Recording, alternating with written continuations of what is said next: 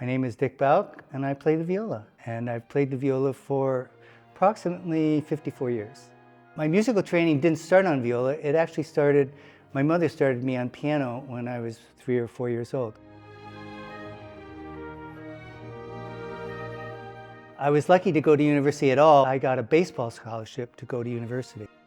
To graduate, I had to go to 4 cultural events. One of the cultural events I decided to go to, was the University Orchestra in my 3rd year. That was my first time I ever heard an orchestra.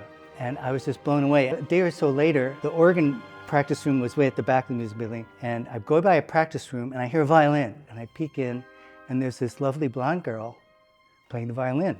So I knock on the door and I say, "Hello, I saw the concert the other day. It was unbelievable. I was so excited. Our violin's really expensive because I would be really interested in just, fooling around on one." She goes, "I have a school viola here that I'm not using at the time. Why don't you just borrow it, take it?" She doesn't know me at all. "Take it and see if you like it."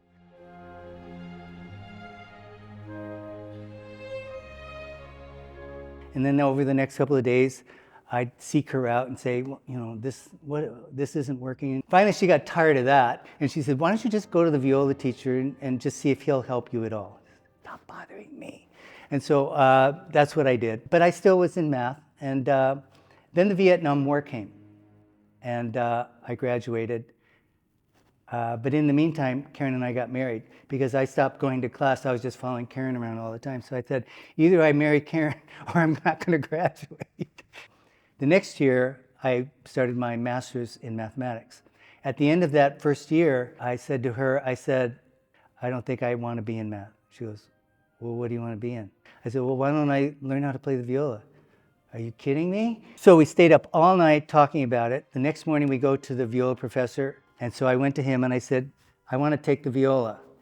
And I told him my story. He said, "You're 24? And I said, "Yes." He goes, "Oh, Joe. Okay, we'll try it, but you're going to have to practice a lot, like 6 hours, 7 hours a day." I said, "Oh, sure, I can do that."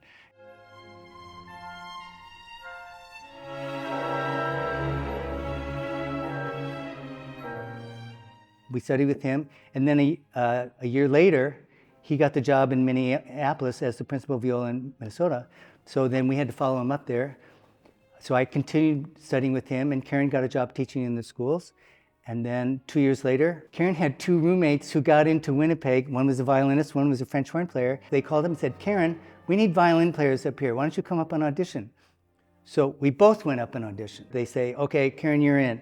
Then they come over to me and they say, "We don't think you're quite ready.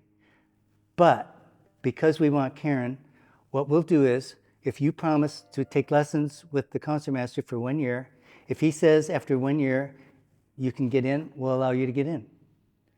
And that's how I got in.